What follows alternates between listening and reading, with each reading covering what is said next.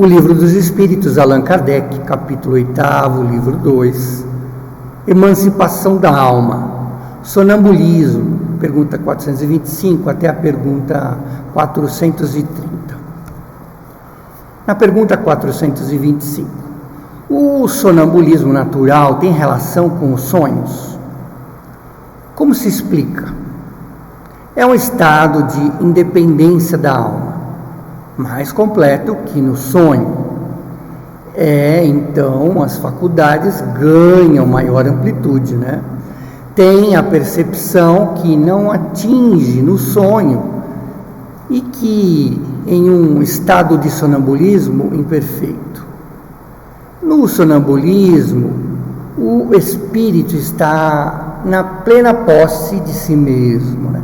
No sonho, né, o espírito está liberto, como no sonambulismo, mas no estado de sonambulismo, ele tem a posse de si mesmo, né? Posse até inclusive do corpo físico.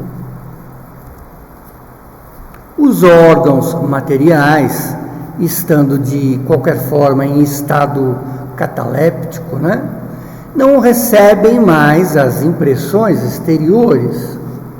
Esse estado se manifesta, sobretudo, durante o sono, quando, então, o espírito deixa provisoriamente o corpo, que se encontra em repouso indispensável na matéria, né, para a matéria.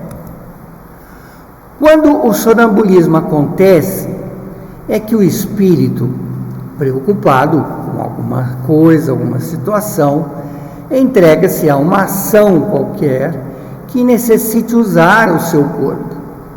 Serve-se, então, deste como se empregasse uma mesa ou qualquer outro objeto material. No fenômeno das manifestações físicas, ou mesmo com as suas mãos nas comunicações escritas. Nos sonhos em que se tem consciência, os órgãos, inclusive os da memória, começam a despertar e recebem imperfeitamente as impressões produzidas pelos objetos ou coisas exteriores e as comunicam ao espírito, que em repouso percebe apenas as sensações confusas e muitas vezes fragmentadas, sem nenhuma razão aparente de ser, misturadas, que estão com vagas lembranças, seja desta existência, seja de existências anteriores. Desta forma, torna-se fácil de compreender porque os sonâmbulos não têm nenhuma lembrança e porque os sonhos de que conservam a lembrança não têm, uma maioria das vezes, nenhum sentido. Digo na maioria das vezes porque acontece também serem eles a consequência de uma recordação precisa dos acontecimentos de uma vida anterior ou até mesmo de uma espécie de intuição do futuro. Na pergunta 426, o sonambulismo, denominado magnético, tem alguma relação com o sonambulismo natural? Trata-se da mesma coisa, apenas que é provocado, né? Um é provocado, o outro é natural.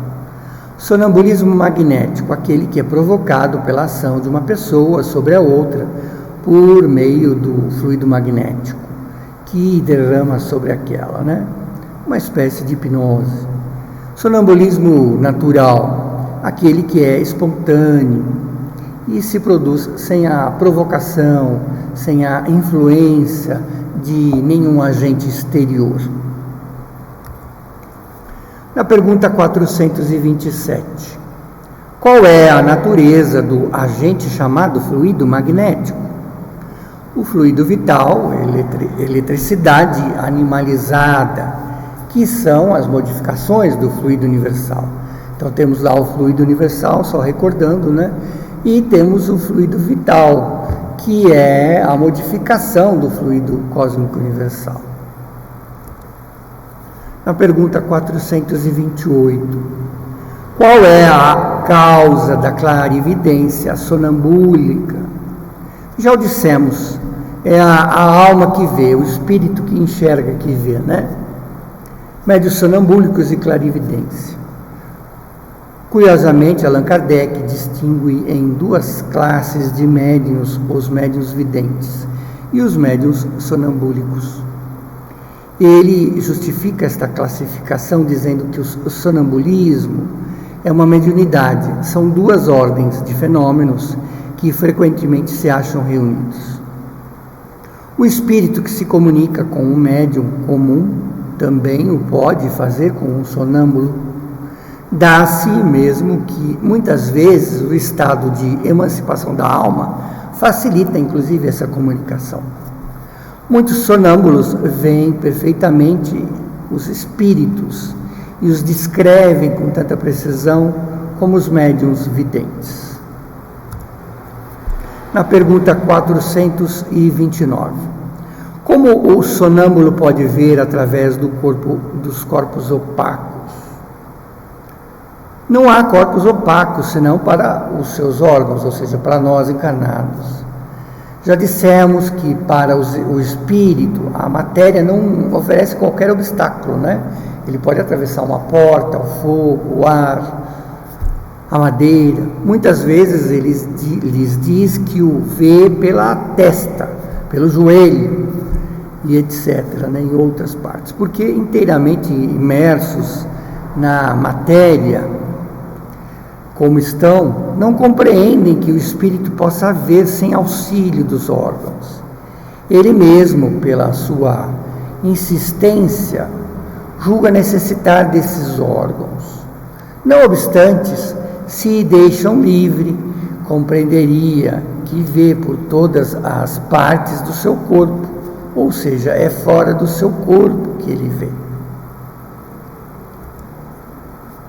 Na pergunta 430, visto que a clarividência do sonâmbulo é a de sua alma, do seu espírito, né? Por que não vê tudo e por que engana-se tantas vezes, né? Primeiramente, não é dado aos espíritos imperfeitos tudo ver, tudo conhecer. Eles participam ainda dos seus erros e de seus preconceitos.